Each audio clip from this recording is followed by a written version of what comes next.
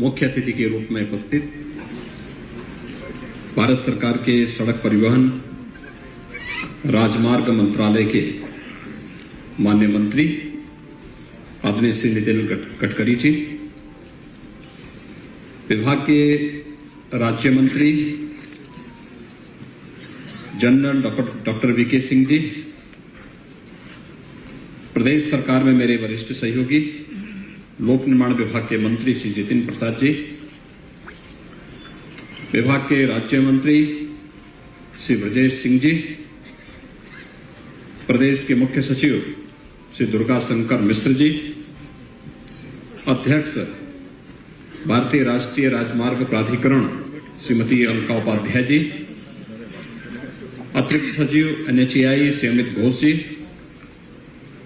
अध्यक्ष Indian Road Congress CP Joshi ji, महानिदेशक एवं विशेष सचिव सड़क परिवहन एवं राजमार्ग मंत्रालय भारत सरकार श्री संजय कुमार निर्मल जी, प्रमुख सचिव लोक निर्माण विभाग से नरेंद्र भूषण जी, प्रमुख अभियंता विकास एवं विभागाध्यक्ष लोक निर्माण विभाग श्री संदीप कुमार जी, आज के इस इंडियन रोड कांग्रेस के उद्घाटन समारोह में उपस्थित है इंडियन रोड कांग्रेस से जुड़े हुए देश और दुनिया के सभी प्रतिनिधिगण, उत्तर प्रदेश के हमारे विभिन्न तकनीकी संस्थानों से जुड़े हुए छात्र छात्राएं और उपस्थित भाइयों बहनों, 3 दिवसीय इंडियन रोड कांग्रेस के उद्घाटन कार्यक्रम के अवसर पर मैं आज के समारोह के मुख्य अतिथि, विशिष्ट अतिथि समेत आप सभी प्रतिनिधियों का उत्तर प्रदेश की राजधानी लखनऊ में हृदय से स्वागत करता हूं, आप सबका अभिनंदन करता हूं। मौसम की विभिन्न चुनौतियों के बावजूद आप सब समय पे यहां पर उपस्थित हुए और यह कार्यक्रम अपने विभिन्न टेक्निकल सेशंस के साथ आज प्रातःकाल से ही यहां पर चल रहा है। ये मेरे लिए अत्यंत आनंद का विषय है और मैं इस अवसर पर इंडियन रोड कांग्रेस से जुड़े हुए सभी प्रतिनिधियों को हृदय से धन्यवाद दूंगा, खासतौर पर इसके पदाधिकारियों को जिन्होंने इस 81वें अधिवेशन के लिए उत्तर प्रदेश को चुना है। उत्तर प्रदेश में अब तक इंडियन रोड कांग्रेस के 4 अधिवेशन संपन्न हो चुके हैं, ये 5वां अधिवेशन है। स्वाभाविक रूप से उत्तर प्रदेश देश की आबादी का सबसे बड़ा प्रदेश है, तो बड़ी आबादी है, क्षेत्रफल भी बड़ा है, तो चुनौती भी हमारे सामने उसी प्रकार से बड़ी है। लेकिन उन सब चुनौतियों का सामना करते हुए आदरणीय प्रधानमंत्री नरेंद्र मोदी जी के मार्गदर्शन में, उनके नेतृत्व में 2014 में जब केंद्र में नई सरकार का गठन होता है और देश के इंफ्रास्ट्रक्चर पर उस समय फोकस करके एक अभियान को आगे बढ़ाया गया, उस समय हम लोगों का संवाद देश के इंफ्रास्ट्रक्चर के संबंध में आदरणीय नितिन गडकरी जी के साथ हुआ था। उस समय उन्होंने जिस मजबूती और जिस आत्मविश्वास के साथ कार्य करना प्रारंभ किया था, वो आज पूरे देश के अंदर एक मॉडल के रूप में देखा जाता है। यद्यपि उनके पास पहले का अनुभव भी था, महाराष्ट्र में लोक निर्माण विभाग के मंत्री के रूप में उनके कार्यों की सदैव सराहना हुई। एक कम समय में, मुझे याद है, पुणे से मुंबई के बीच 6 से 8 घंटे की दूरी तय होती थी, लेकिन उनके लोक निर्माण मंत्री बनने के बाद उस दूरी को उन्होंने 2 घंटे में पूरी करके दिखाया था। और ये वो कालखंड था जब देश के अंदर एक्सप्रेस वे के बारे में कोई सोचता भी नहीं था। बाद में श्रद्धेय अटल जी की चूंकि लखनऊ कर्म भूमि भी है और देश को इंटरनेशनल मानक के हाईवे मिलने चाहिए, इसके लिए उन्होंने स्वर्णिम चतुर्भुज की योजना को आगे बढ़ाते हुए देश के रोड इंफ्रास्ट्रक्चर पर ध्यान देने की जो कार्रवाई आगे बढ़ाई थी, न केवल राष्ट्रीय राजमार्गों को बल्कि ग्रामीण क्षेत्रों की सड़कों को भी प्रधानमंत्री ग्राम्य सड़क योजना के माध्यम से जो एक गति उस कालखंड में दी थी, उस समय उस सरकार को उस समय उस कार्य को करने का अवसर प्राप्त हुआ, लेकिन उसका वास्तविक स्वरूप विगत 8-8.5 वर्षों में देश के अंदर देखने को मिला है। जिस तेजी के साथ रोड इंफ्रास्ट्रक्चर के कार्य जिस तेजी के साथ आगे बढ़े हैं, ग्रामीण क्षेत्र में कनेक्टिविटी जिस तेजी के साथ आगे बढ़ी है, उसी से प्रेरणा लेकर के हम लोगों ने उत्तर प्रदेश जैसे राज्य में भी इस विश्वास के साथ कि अगर उत्तर प्रदेश जैसे राज्य को विकास के पायदान पर आगे बढ़ाना है, 25 करोड़ आबादी के जीवन में परिवर्तन लाना है, उनकी आय में कई गुना वृद्धि करनी है, तो हमें इंफ्रास्ट्रक्चर पर ध्यान देना ही होगा। और उस समय हम लोगों ने फिर अपने कार्यक्रम को आगे बढ़ाया था। इंफ्रास्ट्रक्चर के लिए इंटरस्टेट कनेक्टिविटी को हम लोगों ने अच्छा किया। आज मैं कह सकता हूं कि उत्तर प्रदेश में आप जहां से भी घुसेंगे, आपको 4 लेन की कनेक्टिविटी उत्तर प्रदेश के लिए प्राप्त होगी।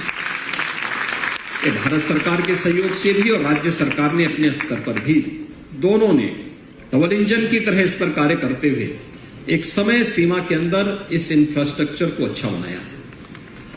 प्रदेश के अंदर औद्योगिक निवेश के वातावरण के लिए आवश्यक है कि हम लोग प्रदेश के अंदर न केवल बेहतर कानून व्यवस्था की स्थिति दें, बल्कि हमारी प्रशासनिक मशीनरी समय पे निर्णय लेकर के ईज ऑफ डूइंग बिजनेस की गतिविधि को आगे बढ़ाएं और उसे आगे बढ़ाने के साथ ही हम इंफ्रास्ट्रक्चर पर फोकस करते हुए वर्ल्ड क्लास के एक्सप्रेस हाईवे के एक संजाल को बिछाने का काम करें।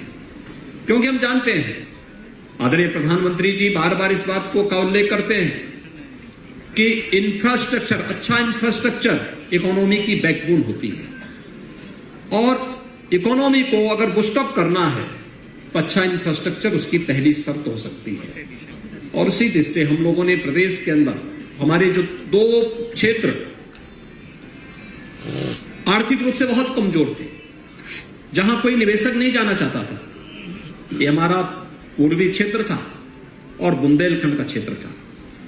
मुझे बताते हुए प्रसन्नता है कि सरकार ने अपने 5 वर्ष के पहले कालखंड के दौरान दोनों क्षेत्रों को वर्ल्ड क्लास एक्सप्रेस हाईवे के साथ जोड़ करके कोरोना जैसी महामारी के दौरान भी हम कोरोना के सामने रुके नहीं और झुके भी नहीं।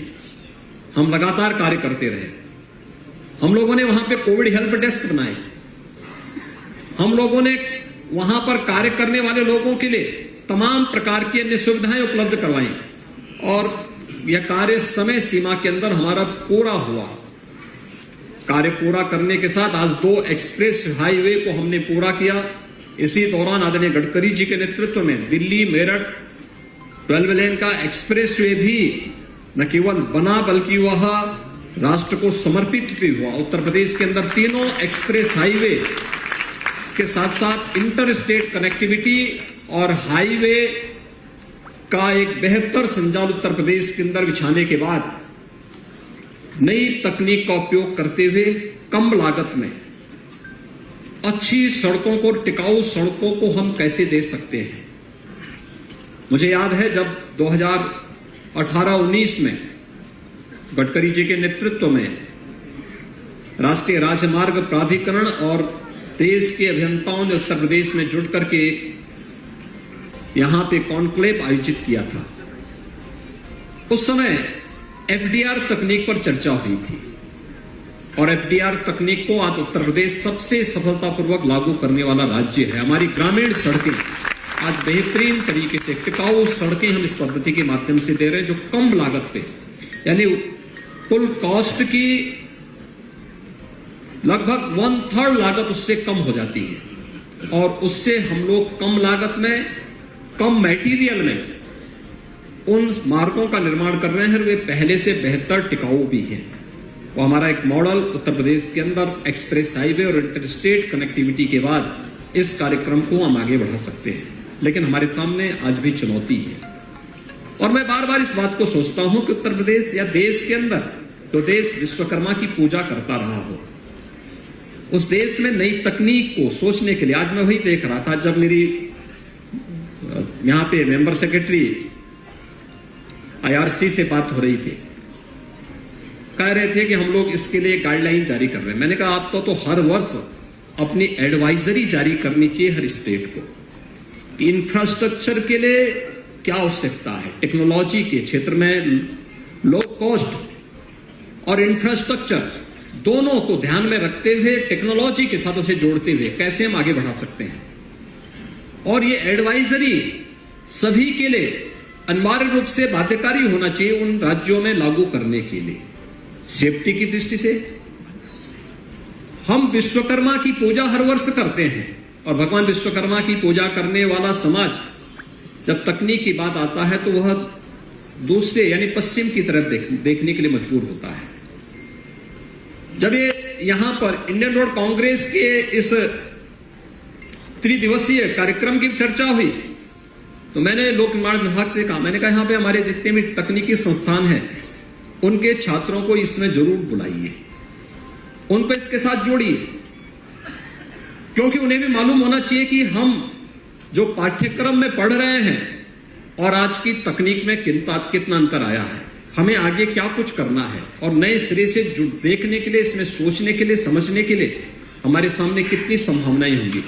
क्योंकि वह अपने तकनीकी संस्थानों में जो कुछ पढ़ते हैं उनका एक थ्योरेटिकल ज्ञान तक सीमित हो जाता है। ये जितने तकनीकी विशेषज्ञ यहां पर एकत्र हुए हैं ये उसके व्यवहारिक पक्ष को और वहां की आवश्यकता के अनुरूप उसमें समय समय पर नए इनोवेटिव आइडिया के साथ आगे बढ़ते हैं और उस समय उनका आइडिया अत्यंत महत्वपूर्ण हो सकता है और इन छात्रों के लिए भी एक नई गाइडलाइन उसके माध्यम से हम जारी कर सकते हैं। तकनीकी संस्थानों के पाठ्यक्रमों को उसके अनुरूप बनाने में हमें मदद मिल सकती है। इसमें इसलिए हमने कहा भी इन सभी छात्रों को भी इसके साथ जोड़ने का प्रयास होना चाहिए और यह कार्य भी यहां पर हुआ है। हर वर्ष हम विश्वेश्वरैया जयंती भी मनाते हैं। उस सब के बावजूद मैं कभी कभी देखता हूं कि हमारे तकनीकी विशेषज्ञ कभी कभी लकीर के फकीर बने रहते हैं। हम उससे उभर करके नए सिरे से सोचने की और नई परिस्थिति के अनुसार अपने आप को ढालने के लिए भी हमें तैयार होना पड़ेगा और इसलिए त्रिदिवसीय जो यह सम्मेलन है आपका इंडियन रोड कांग्रेस का, इस दिशा में महत्वपूर्ण भूमिका का निर्वहन करेगा, ये मुझे पूरा विश्वास है। मुझे प्रसन्नता है कि यहां पर आईआरसी प्रतिवर्ष अपने अधिवेशन के माध्यम से रोड इंफ्रास्ट्रक्चर में इनोवेटिव आइडिया के लिए अपने कुछ मेडल जारी करता है और मैं आज यहां पर UP medal for innovative technology in road technology में, इंफ्रास्ट्रक्चर में एक मेडल यूपी गवर्नमेंट की ओर से भी मैं आईआरसी से कहूंगा कि वह यूपी गवर्नमेंट की तरफ से भी इसको जारी करें। यूपी गवर्नमेंट इसमें सभी प्रकार का खर्चा उत्तर प्रदेश सरकार इसके लिए वहन करेगी, क्योंकि आज की चुनौती है एक जो हम सब के सामने वर्तमान में महत्वपूर्ण मुद्दा है, जिस पर आदरणीय गडकरी जी बार बार कहते हैं, उन्होंने बहुत बार इसके बारे में, रोड सेफ्टी के बारे में, याद रखना आपके द्वारा गलत इंजीनियरिंग के कारण बहुत सारे लोगों की जान भी जाती है। अगर हम उनको समय पे पहुंचाने के लिए अच्छी सड़क दे रहे हैं तो उसके कारण बहुत सारे लोगों को उस रफ्तार में अपने आप को नियंत्रित नहीं कर पाते हैं तो बहुत सारे लोगों की जान जाती है। कोरोना कालखंड में पिछले 2.5 वर्ष में उत्तर प्रदेश की 25 करोड़ की आबादी है। कोरोना जैसी महामारी ने जिसने दुनिया को पस्त कर दिया था, उत्तर प्रदेश ने अपने बेहतर प्रबंधन के माध्यम से प्रयास किया कि जीवन भी बचे और जीविका भी बचे। 2.5 वर्ष में हमारे यहां 23,600 मौतें हुई हैं कोरोना से। अगर देश के अंदर सीआरएफ देखेंगे कोविड के तो सबसे कम है ये। हमने पूरा प्रयास किया अपने स्तर पर, लेकिन रोड एक्सीडेंट में प्रतिवर्ष उत्तर प्रदेश में 20,000 से अधिक मौतें होती हैं।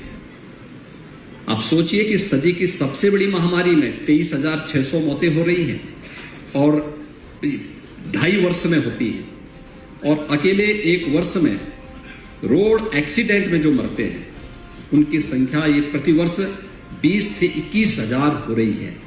तमाम प्रयासों के बावजूद मैं हर चौथे महीने यहां पर रोड सेफ्टी की, सड़क सुरक्षा से संबंधित जो सुप्रीम कोर्ट की गाइडलाइन है उसको लेकर के स्वयं भी बैठक लेता हूं।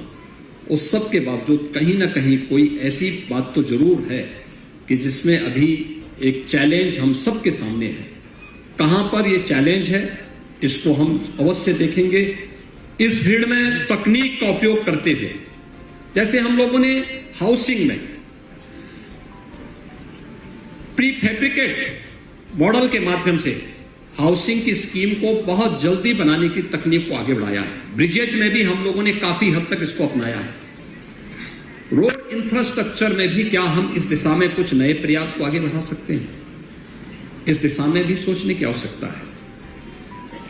हम लोग कैसे आर्टिफिशियल इंटेलिजेंस का उपयोग करते हुए रोड टेक्नोलॉजी को और सहज और सरल बनाने में किस प्रकार की भूमिका का निर्वहन कर सकते हैं, इंडियन रोड कांग्रेस इस पर अवश्य मंथन करेगा। मैं एक बार फिर से इस त्रिदिवसीय सम्मेलन के अवसर पर इंडियन रोड कांग्रेस के अधिवेशन में अपना समय देने के लिए आदरणीय गडकरी जी का, आदरणीय जनरल वीके सिंह जी का, इंडियन रोड कांग्रेस के सभी पदाधिकारियों का, देश और दुनिया के तमाम देशों से यहां पर उपस्थित सभी डेलीगेट्स का और अन्य सभी उपस्थित महानुभावों का एक बार फिर से हृदय से स्वागत और अभिनंदन करता हूं। धन्यवाद। जय हिंद। ब्रजेश सिंह जी, मुख्य सचिव श्री दुर्गा शंकर मिश्र जी, एनएचआई की चेयरमैन श्रीमती अलका उपाध्याय, हमारे अतिरिक्त सचिव श्री अमित घोष, आईआरसी के अध्यक्ष सीपी जोशी, आईआरसी के महानिदेशक संजय कुमार निर्मल, श्री नरेंद्र भूषण जी, श्री संदीप कुमार जी, सभी अतिथिगण, आईआरसी के सदस्यगण, सभी सम्माननीय देवियों, सज्जनों, मीडिया के प्रतिनिधि और भाई और बहनों, सबसे पहले मैं आप सबको इस 81st एनुअल सेशन के लिए, आईआरसी के लिए मैं हृदय से बहुत बहुत शुभकामनाएं देता हूं, शुभेच्छाएं देता हूं। ये इंडियन रोड कांग्रेस लखनऊ में आयोजित हुई है और आदरणीय योगी जी के नेतृत्व में स्टेट पीडब्ल्यूडी ने इसमें बहुत अच्छे तरीके से इसका संयोजन किया है। इसलिए उत्तर प्रदेश सरकार को और विशेष रूप से पीडब्ल्यूडी डिपार्टमेंट को भी बहुत बहुत धन्यवाद देता हूं। मुझे बहुत खुशी है कि 3 दिन के इस कार्यक्रम में आप काफी विचार मंथन करने वाले हैं और इससे जो अमृत निकलेगा वो देश के लिए निश्चित रूप से बहुत उपयोगी होगा। यहाँ कुछ इंटरनेशनल और बाहर के भी प्रतिनिधि आए हैं, इसलिए कुछ मेरा भाषण मैं अंग्रेजी में करता हूं, बाकी कुछ हिंदी में करूंगा। India is the fastest growing economy and the dream of our Prime Minister is to make Indian economy of $5 trillion. Atmanirbhar Bharat is the mission for all of us. And for this reason, at any cost we should have good infrastructure in the country. Water, power, transport and communication. Without infrastructure, we don't have industry. Without industry, we don't have capital investment. And without capital investment, we cannot create employment potential. And without employment potential, we cannot eradicate poverty. The most important thing for the development of our country to create good infrastructure in the country. And the road infrastructure is very important. You are all related with the road infrastructure, so I can call you Vishwakarma. In our historical language, Vishwakarma, the history which is present with the name of Vishwakarma, He was an engineer like you, who was supposed to construct all type of infrastructure for the country. So your role is like Vishwakarma. So your role is very important. And today we have got opportunity to publish a lot of papers. I am really happy and giving my special thanks to all of you for that. But I remember one of my, don't take it because it is not with you, but when I was in one press conference, one of the journalists asking me, when I was about to construct Bombay-Pune Express Highway, he was asking me how much money you have. I was telling him that I have only 5 crore rupees. Then at that time I reject the tender from the Reliance. At that time Dhirubhai Ambani was there. So then he asked me how much time it will take me to complete this highway. I tell him just within 2 years. Then after my answer, the majority people in the media, they laughed me. And one of the journalists from Indian Express, Mr. Kardel, he asked me a very intelligent question. He asked me, you don't have money and you are reject the proposal of 3600 crores of Reliance. You are going to formulate your corporation for that. How people can believe what you have? How you can make this road? So I just tell him that if there is a will, there is a way. And if there is no will, there is only survey, discussion, seminar, committee, subcommittee and research group. So I am not telling you that you are making research paper. But somewhere you have to make the audit about the implementation of the research paper in the practical approach on the grassroots level. Otherwise it will be only a document. I always tell to the people that the innovation, entrepreneurship, science, technology, research, skilled and successful practices, we name it as knowledge, and conversion of knowledge into wealth is the future for the country. And that is the fact. Today in the whole world, our software engineers have got so good reputation that the Prime Minister of Japan was asking me a question that is there is any genes of some mathematics in the head of your engineer? I can't understand how they are so brilliant. Out of 10 doctors in USA, 6 doctors are Indians. We are the country, we have got the highest engineering trained manpower, youngest manpower in the world, it is with India. That is our strength. And that is the reason that the people have a lot of expectation from you. So conversion of knowledge into wealth is very important. And the other important philosophy which always I am telling to the people that no one is best. No person is best, no material is best. It is depending upon the appropriate technology, appropriate research, you can convert waste into wealth. And that is exactly the most important challenge with all of you, that any cost, I personally feel that the cost of construction is high. We are not a rich country. We are developing country. There is a value for every rupee. And first of thing which I will appeal to all of you that try to reduce the cost of construction and try to improve the quality of construction. And there are a lot of waste material available already in Uttar Pradesh, the paper published, they are using waste plastic.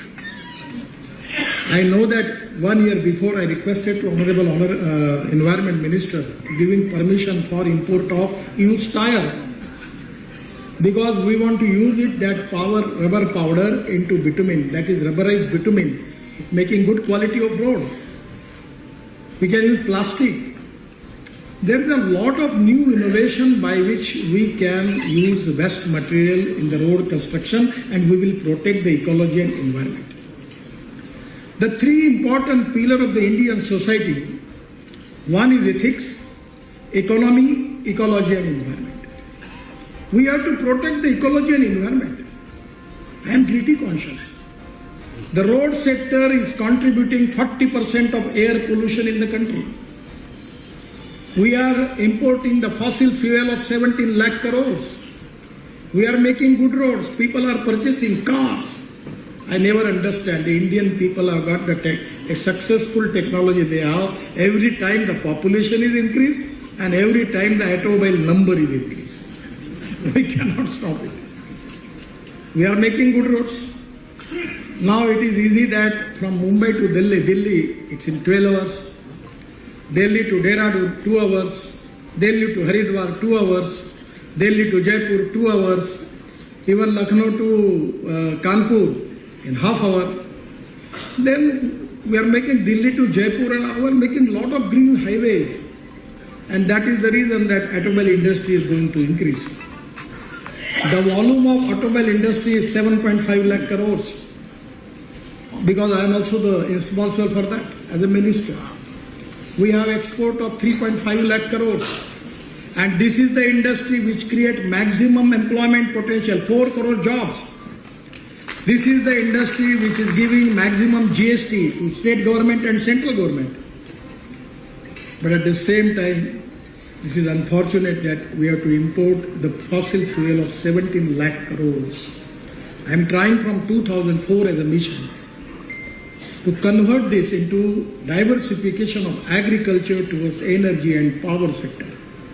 We are encouraging people for green hydrogen, ethanol, methanol, bio-LNG, bio-CNG and electric. My dream is to make e-highway. We are trying to make e-highway from Delhi to Jaipur. Now, in the next month, I am going to launch electric truck. I have got the car on green hydrogen. And 1 kg of hydrogen, my dream is to cost will become up to $1, 80 rupees per kg. And that can run up to 450 kilometers. I am now only using electric car. When I was talking about electric car and scooter, no one was ready to believe me. Today, there is a waiting list for electric car and people are coming to me that give the recommendation that you will get the car. 1 year waiting list for that. Electric is indigenous fuel. So import substitute cost effective, pollution free and indigenous. It is not the subject concerned with you. But we need to convert our transport system. Yogi ji मैं आपको एक request करूंगा. अभी मैंने मुंबई में double decker electric bus को launch किया. अब इलेक्ट्रिक बस अगर चलती है नॉन एसी, भारत सरकार ने 5,500 बसेस का टेंडर निकाला. मिश्रा जी थे तभी उन्होंने इसकी शुरुआत की है. और अभी ये 5,500 बसेस में जो टेंडर आया, नॉन एसी बस का टेंडर आया 39 रुपीज पर किलोमीटर और एसी बस का, इलेक्ट्रिक बस का टेंडर आया 41 रुपीज पर किलोमीटर. और डीजल की बस जो उत्तर प्रदेश में चल रही है उसकी कॉस्ट 100 रुपए पर किलोमीटर से कम नहीं है. मुंबई में बेस्ट की बस जो चलती है वो 115 रुपए पर किलोमीटर है. और अगर हम आज का टिकट रेट जो है डीजल बस का, अभी तो मुझे मालूम नहीं पर ऐसा सुनते थे पहले कि टब पर भी लोग बैठते थे बस में, तो ये इलेक्ट्रिक बस अगर आपने लाई तो टिकट रेट 25% कम करके भी यूपी की पूरी जनता को एसी बस में भी आपने घुमाया. तो 1 रुपया सरकार का न डालते हुए लंदन ट्रांसपोर्ट के मॉडल को आपने लाया तो उत्तर प्रदेश का पोल्यूशन भी कम होगा और लोगों को भी कंफर्ट मिलेगा.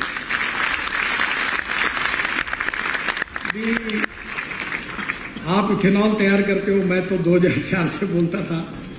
11 तारीख को मेरे घर पर टोयोटा की गाड़ी है कैमरी फ्लेक्स इंजन, वो लॉन्च हो रही है 100% बायो इथेनॉल पर, जो आपके उत्तर प्रदेश में सबसे ज्यादा आप तैयार करते हो.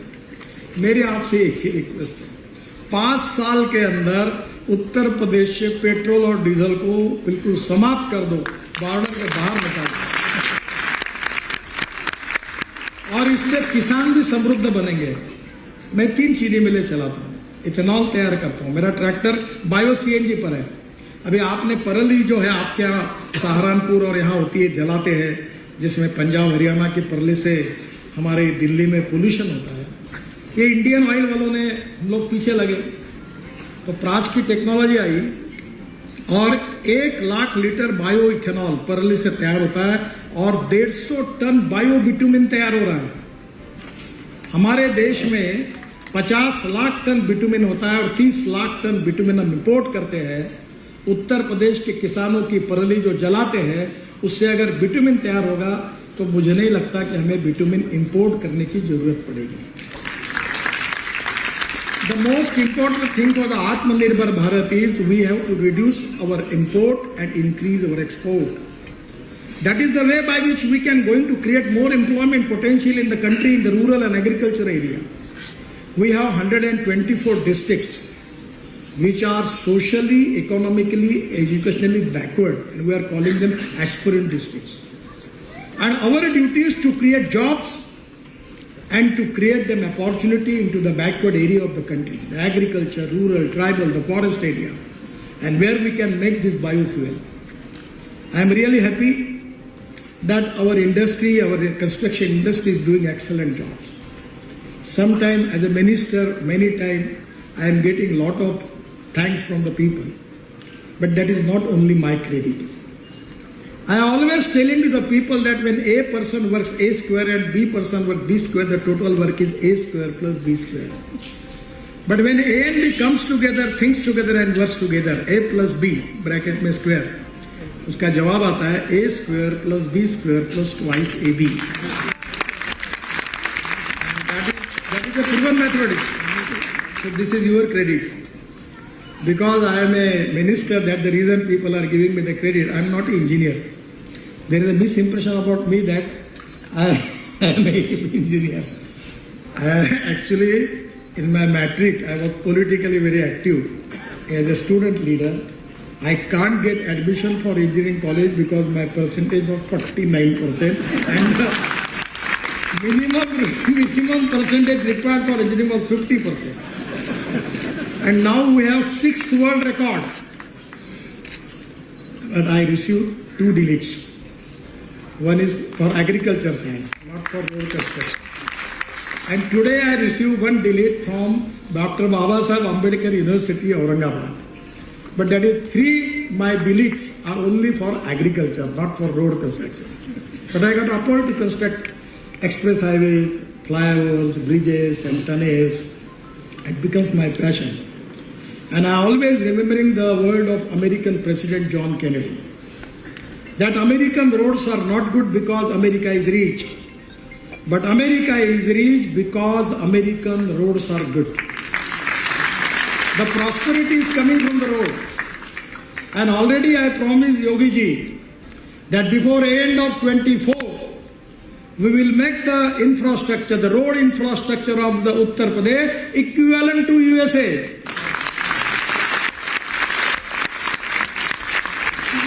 Only with your cooperation. We need to have more cooperation, coordination and communication between the stakeholders. We need transparent system, fast-track decision-making process, corruption-free system, quality, 101% commitment with the quality. We need to reduce the cost of construction and improve the quality of construction. We can make miracles. You have got the potential. But the problem is that the ownership is very important. Without ownership, you cannot do anything.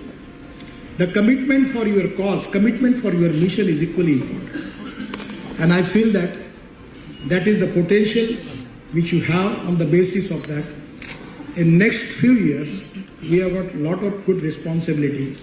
Because the dream of the Prime Minister is to make our economy number 1 in the world. Presently, our number is 5th. And our aim is to make Indian economy number 1 in the world. We have got the potential. For that reason, we need good infrastructure. Water, power, transport, communication, metros, everything, shipping, ports, inland waterways, e-highways, everything. And that is exactly the role of Vishwakarma, is your role. कभी कभी काम करने से भी बड़ी खुशी होती है और जॉब सेटिस्फैक्शन जो होता है वो बहुत इंपॉर्टेंट होता है और इसलिए मैं आपसे अनुरोध करूंगा कि ये कॉन्फ्रेंस में जो नए इनोवेशंस है, रिसर्च है, उसको स्वीकार करो, पॉजिटिविटी रखो। कभी कभी हमारा कॉन्ट्रैक्टर काम नहीं करता तो मैं बोलता हूँ नोटिस दो, फिर वो बोलता है इसको डांटो, फिर आया कभी मेरे पास आता तो मैं कभी कभी बहुत नाराज भी होता हूँ, गाली गलौज भी करता हूँ, तो ठोकूंगा तुमको, फिर कभी फिर काम करने लगा था। मैं जब मंत्री बना तो मेरे पास 385 प्रोजेक्ट, 485 प्रोजेक्ट 3,85,000 करोड़ के बंद पड़े थे। पूरा सेक्टर बंद पड़ा था। रोज रात को 10 बजे से रात को 12 बजे तक बैंकर्स अधिकारी बैठ के हम निकाल के वे आउट निकालते थे। लोग पूछते थे कैसा हुआ? Positivity, transparency, corruption free system, time bound decision making process. और आप ये ओनरशिप लेंगे तो पक्का होगा। मैं आपको बहुत बहुत बधाई देता हूं कि यहाँ के रिसर्च और अच्छी बातों को लेकर आप जाइए और उसको इम्प्लीमेंट करिए। सेफ डिपॉजिट वॉल्ट में मत रखिए। हमारे यहाँ बहुत रिसर्च होता है और जो ऑर्गेनाइजेशन करती है वो बस बंद करती, कोई सुने नहीं, कोई देखे नहीं, कोई पढ़े नहीं, बंद करो। उपयोग क्या उसका? अगर टेक्नोलॉजी, इनोवेशन एंड रिसर्च जो सक्सेसफुल प्रैक्टिसेस है वो अगर आम इसके लिए नहीं आएगी तो उसका उपयोग क्या होगा? तो मुझे लगता है कि ये IRC इसके लिए बहुत उपयोगी होगी। बहुत कुछ बोलना है पर समय हुआ है। पर मैं आया हूं तो यूपी के लिए मैंने ऑलरेडी प्रॉमिस किया है कि मैं 5 लाख करोड़ के रोड 2024 समाप्त होने के पहले उत्तर प्रदेश में करूंगा। आज मैं आते आते ही मैंने आज 8,000 करोड़ रुपए आपको देकर जा रहा हूं। ये प्रोजेक्ट मंजूर हुए हैं। शाहबाद बाईपास, हरदोई बाईपास 1212 करोड़ का, शाहजहांपुर बाईपास से शाहबाद बाईपास 35 किलोमीटर 950 करोड़ का, मुरादाबाद ठाकुरद्वारा काशीपुर 2007 करोड़ का, गाजीपुर बलिया 1708 करोड़ रुपए का। और मैं आज ही हमारे जो ROB की बात आदरणीय मंत्री जी ने की थी उसमें 13 ROB 1,000 करोड़ रुपए के मंजूर कर रहा हूं उत्तर प्रदेश के लिए। ये 7,000 करोड़ रुपए ये मैंने योगी जी कल ही नागपुर में ही फाइल पर, ये तीनों सभी फाइल पर साइन किए। मैं दिल्ली नहीं था सत्ता पर ये शुरुआत है। ये केवल न्यूज रील है और सही फिल्म शुरू होना बाकी है। चिंता मत करिए। दूसरा भी एक मॉडल है कि पैसे की कोई कमी नहीं है। मैं आपको बताता हूं, पैसे की कमी नहीं है, काम करने वालों की कमी है। हमारे इतना पैसा मिलता है NHI में, लोग लाइन लगा के 3-3 बैंकों के चेयरमैन बोलते हैं हमारा पैसा लो, हमारा पैसा। बोलते तुम्हारा नहीं, इसका लेंगे। इतने पैसे की कोई प्रॉब्लम नहीं है। पैसे देने वाले हैं, काम करने वालों की जरूरत है। और अगर आप लोग करेंगे तो अभी हमारे यहाँ प्रधानमंत्री जी के सामने एक बहुत अच्छा प्रेजेंटेशन है, सोमनाथन करके फाइनेंस सेक्रेटरी जी, और उनके प्रेजेंटेशन में उन्होंने बहुत अच्छी बात कही। उन्होंने कहा कि छोटे छोटे लेवल पर PPP, BOT, NUT ये करना चाहिए। योगी जी, मैं आपसे अनुरोध करूंगा कि मैं जब वाटर रिसोर्सेस मंत्री था तो मैंने मथुरा में एक BOT में पानी शुद्धिकरण का प्रोजेक्ट किया। वो मथुरा का 80 mld स्लज जो था उसको शुद्ध करके, शुद्ध पानी में तैयार करके वो इंडियन ऑयल रिफाइनरी को मथुरा को दिया जाता है। और वो प्रोजेक्ट अब पूरा हो गया। 20 करोड़ रुपए इंडियन ऑयल रिफाइनरी उनको देती है, त्रिवेणी इंजीनियरिंग करके कंपनी है। और केवल 40% गवर्नमेंट ने पैसा दिया, 60% प्राइवेट इन्वेस्टमेंट आई और प्रोजेक्ट सक्सेसफुल हुआ। Solid waste management, liquid waste management सभी में BOT संभव है। और मुझे ये भाग्य मिला कि देश का पहला BOT प्रोजेक्ट शुरू करने का। तब मैं अपोजिशन पार्टी ने मुझे पूछा था कि भाई तुम ये रोड अगर सब BOT पे कर रहे हो तो सरकार भी क्यों नहीं BOT पे? तो बड़ा क्रिटिसिज्म होता था। पर हमारे देश की ग्रोथ रेट को अगर बढ़ाना है तो पैसे की कमी है, और इसलिए पैसे का उपयोग अगर नियोजन ठीक प्रकार से होता है तो हम बहुत काम कर सकते हैं। और मुझे लगता है कि इसके लिए अप्रोप्रिएट टेक्नोलॉजी,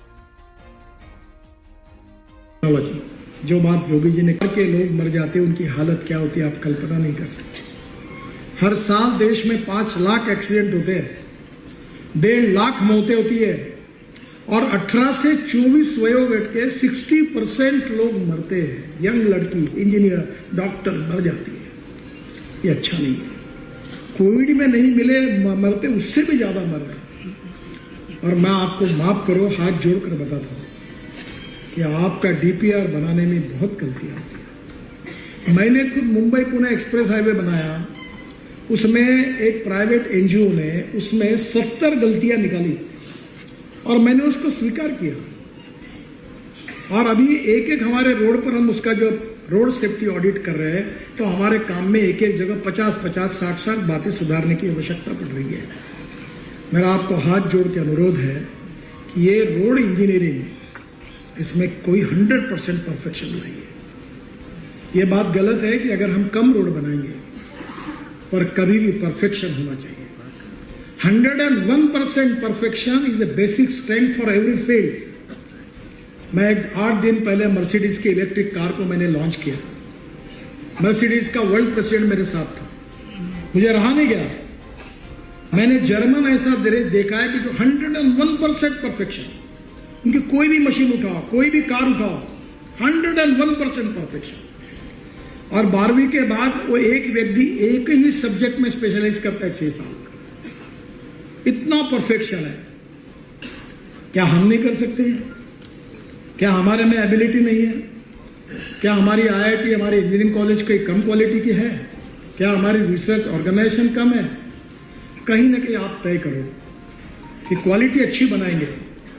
मैं जब 95 में मंत्री था, मेरे शहर में मैंने कम से कम 350 किलोमीटर कंक्रीट रोड बनाया। आज 24 साल हुए योगी जी, एक गड्ढा नहीं है। मुंबई पुणे हाईवे का गड्ढा नहीं है। अभी नई टेक्नोलॉजी आई, हर बार हम डामर के रोड बनाते हैं, हर 3 साल के बाद सब खुश, फिर से रोड दुरुस्ती करो, फिर रिपेयर करो, इसी में पैसा जाता है।